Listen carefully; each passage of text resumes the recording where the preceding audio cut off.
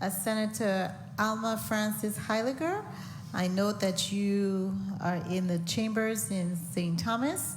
You are recognized for your 4 minutes. Thank you, Madam Chair.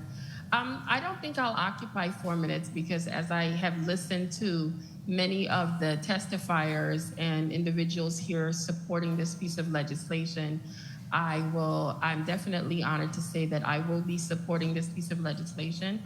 But one of the things I wanted to ask, like I keep hearing about how great this individual was, how nice he was, how humble he was.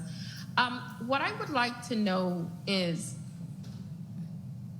selecting this bypass to be named after him, seeing how, do you think that he loved his community or continues to love his community in a way that this bypass would be an honor and a great representation of his legacy to continue on?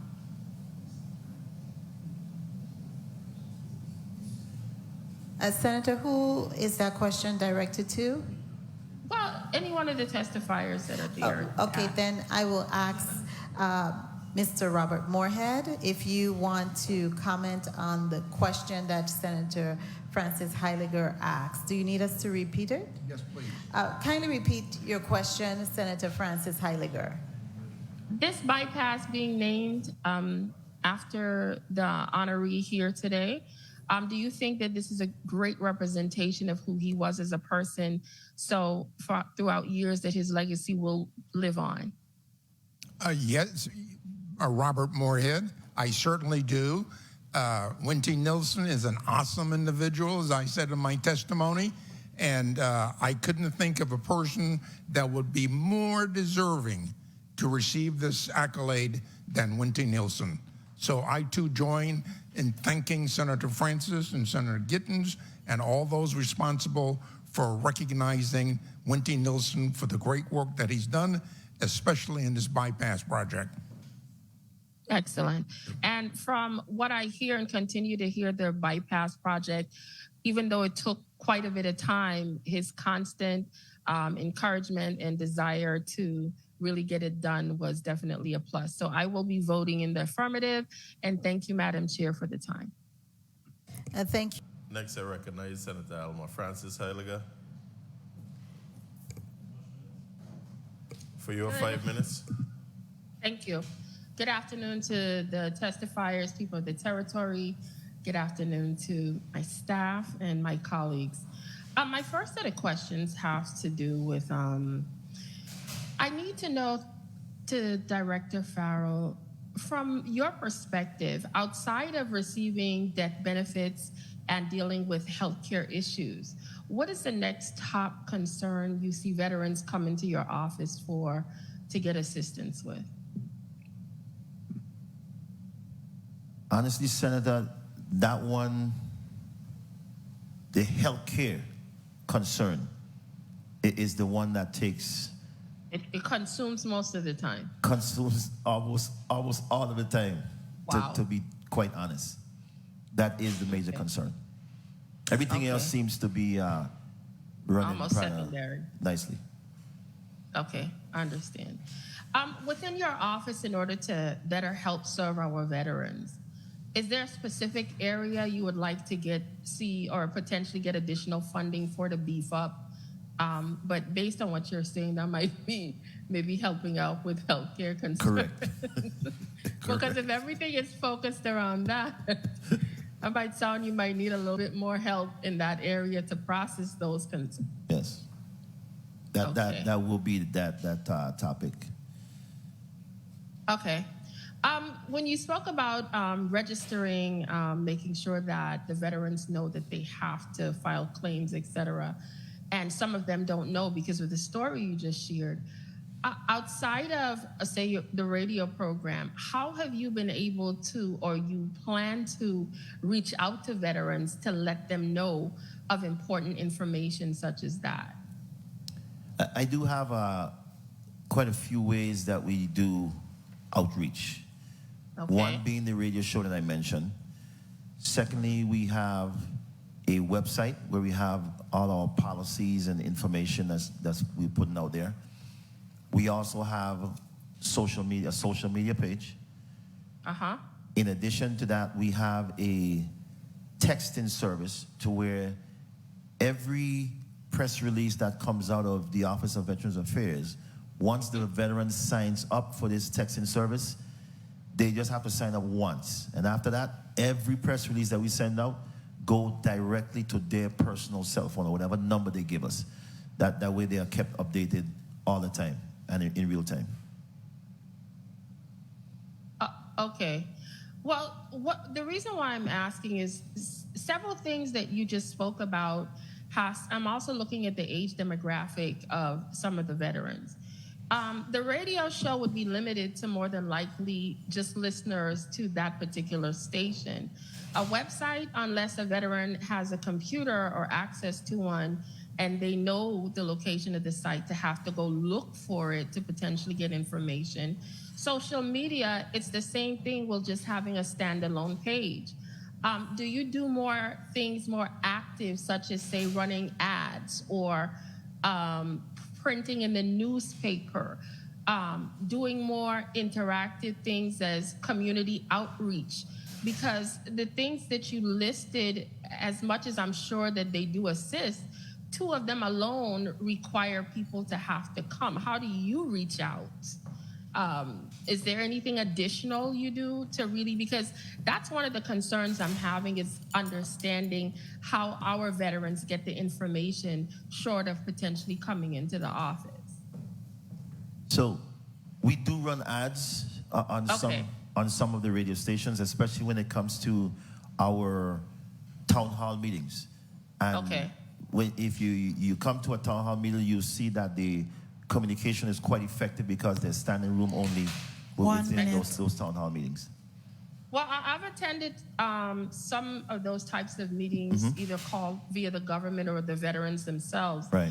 And they do have quite a bit of individuals there really speaking their mind. It's one thing I would say about our servicemen and women. They are very vocal in their needs and their concerns and things that they feel that could potentially assist them, especially after they have put forward so much to protect and serve us. I have another question. Last term, we had a situation in regards to naming of the promenade outside here, right in front of the legislature. And this question is posed to both the director and our guest here. Do you guys have any opposition to that promenade being named after a veteran, or maybe a series of veterans, or do you think it should be open, free for all? Your thoughts? My thoughts on that, Senator, is it would be great to see the promenade named after either or, a particular veteran or a series of veterans. I would probably prefer a series of veterans because the promenade is so long and wide. I think it would be appropriate to do it that way. So that is my take on that. And then, okay, Mr. Giff, your thoughts? It should be named after a veteran. Okay. Especially for my case, a Vietnam veteran, because we have been in a war and fight, and we have come out with a lot of disease and health issues and stuff. It should be given to a Vietnam veteran. Okay, thank you for putting your opinion on the record. Thank you, Madam Chair, for the additional time. Senator Potter, Senator Alma Francis Heiliger, you're recognized for your 7 minutes. Thank you so much, Madam Chair. Good afternoon to my colleagues, to the testifiers, to the people of the territory, and staff alike. My first set of questions has to do with Commissioner Evangelista. Licenses. I knew earlier, I think it was during the pandemic, there was a purging, and we saw that the numbers for licenses had dropped significantly. Have those numbers risen back up?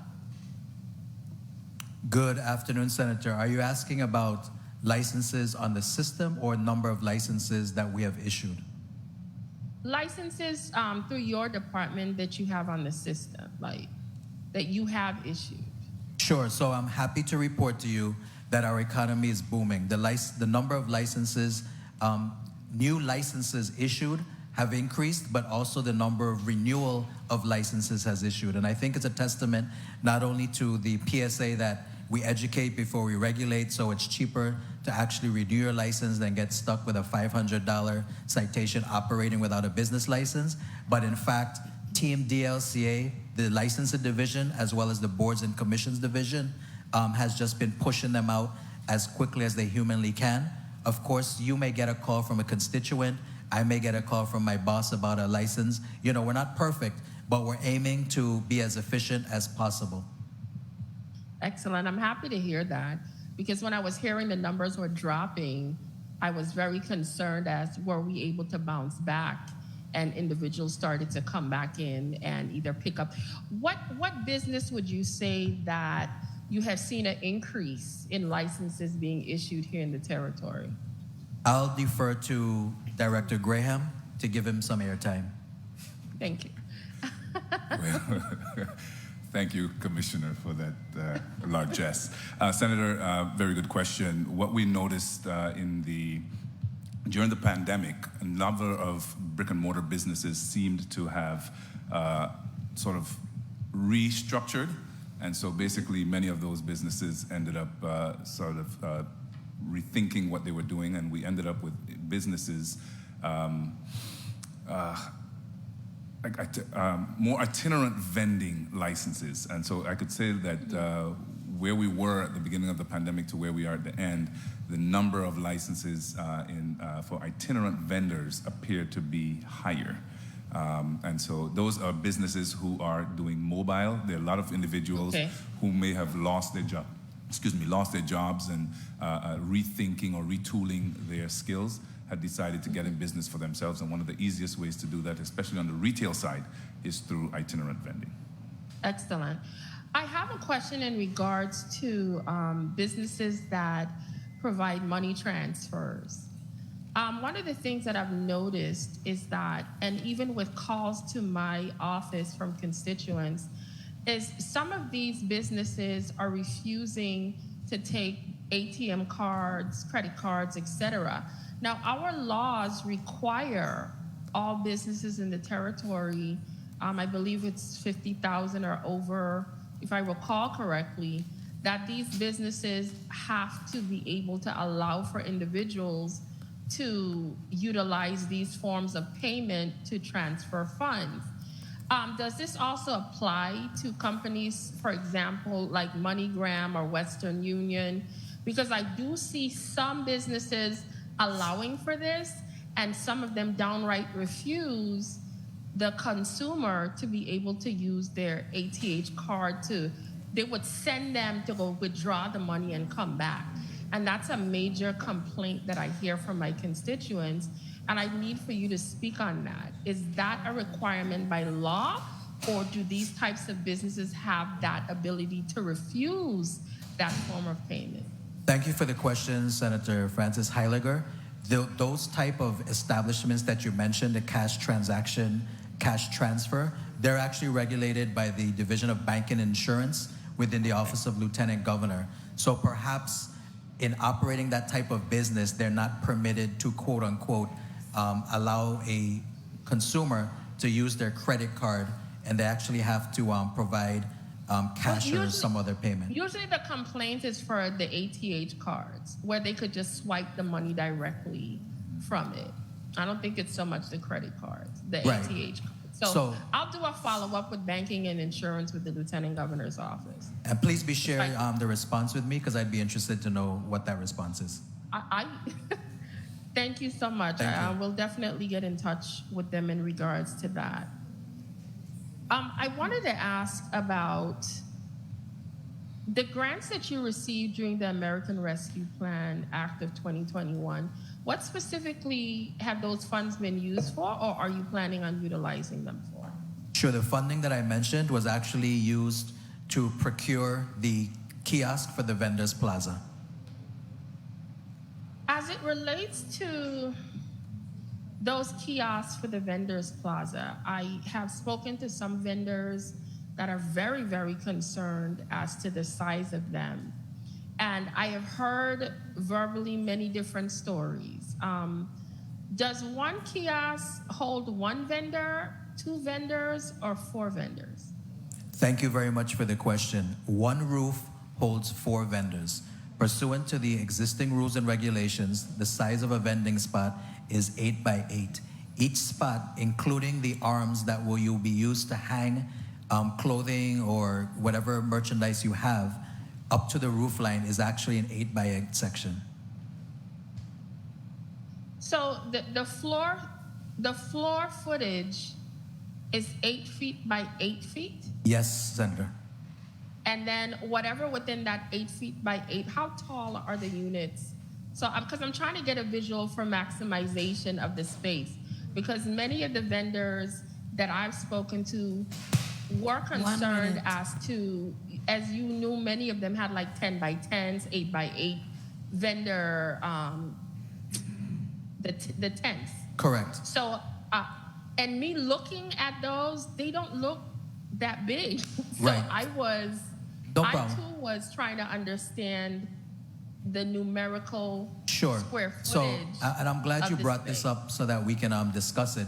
As I mentioned, Yeah. the rules provide for an 8 by 8 size sales space. The current space, as configured with the new kiosk, is 8 by 8. What you have is you have persons that went from 8 by 8 to 9 by 9 to 10 by 10 to 10 by 12. So similar to myself, I've gained weight. The tent size and square footage of sales area has also gained some space. So we're just going on a slim, fast plan, and we're reducing it back to the size that it was intended to be, which is 8 by 8, according to the existing rules and regulations. I did not make it up. Okay. So as of right now, 8 by 8. And for the functionability of that, do you believe that 4 tenants have you guys tested these kiosks before for the functionability for each person in a corner to be utilizing this space? Thank you for the question. The kiosks are actually occupying the 8 by 8 footprint as presented to them, however many years ago, before I actually became commissioner of DLCA. So the footprint, I have not changed. I've simply put the kiosk in the footprint as designed by the existing rules and regulations. Madam Chair, could I just get one more question for clarity? Of course, Senator. You may proceed. Thank you. You're welcome. So I just want to understand for clarity. Each one of those 4 sections is 8 by 8. So Yes. that would be 8 by 8 by, and that's 240? So you actually multiply the 8 by 8 square foot by 4, and that's one roof line, including the arms that will be used to hang any clothing or hats or whatever you want to hang on the arms. So you're also including if somebody flips out and goes outward? Yes, that's part of the 8 feet, because your 8 feet line, currently as the rules and regs are written, you're not supposed to hang anything beyond the 8 foot line. So to permit within the rules, we actually have arms that go out up to 8 feet so you can hang your merchandise and display it within the 8 by 8 regulation. So within the unit itself, how much is it? Because you're talking about sure. extending. The unit how itself, much is actually on the inside? the unit itself is 5 by 5, and then you have 3 feet overhang of the arms to make it 8 by 8, so you can actually hang items within the 8 by 8 space. Okay, thank you very much. You're See, welcome. that's an important part. Thank you, Madam Chair, for the additional time. Thank you for the question, Senator. No problem. Thank you so much, Senator Francis Heiliger.